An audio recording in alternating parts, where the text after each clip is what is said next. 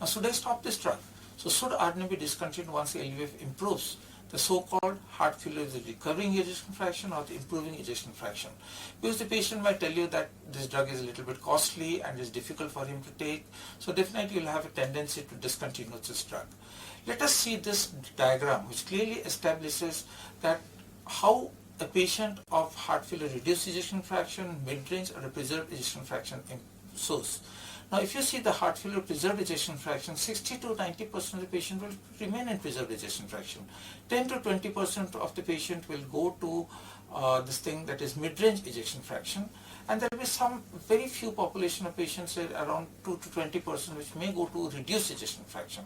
So that means we have a 40% population of preserved ejection fraction which may go to a mid-range or a reduced ejection fraction, and you have started these patients on ARNI, and they start benefiting from this drug. What do we do? Now let us take the mid-range ejection fraction between 40 to 50%. So 30 to 40% of the patient will remain in mid-range ejection fraction. 20 to 30% of this patient will start going to reduced ejection fraction.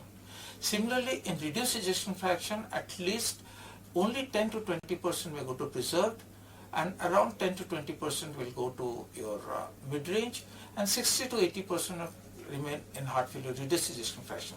So this is the natural history of the patients, those who are in heart failure onset and follow-up so far as HFpEF, HF with mid-range ejection fraction, or with HFrEF are considered. Now, if we try to see what does the 2022 AHA-ACC Heart Failure Society of Association guidelines say, the recommendation is that there is a class 1 indication in patient with heart failure with improving ejection fraction.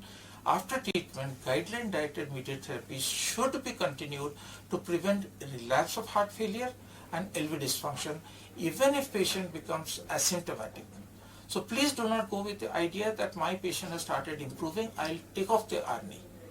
Till we do not have any data that how much is the duration for which ARNI has to be continued, possibly ARNI has to be continued lifelong. Because we know two important things: 50% of our patients have diabetes, 50% of our patients are, 55% patients have hypertension associated.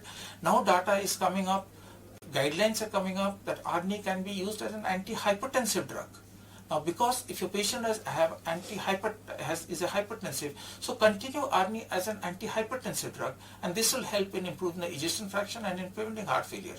The next aspect is that we know ARNI improves diabetes, improves the HbA1c, decreases the use of insulin, and decreases use of OHA.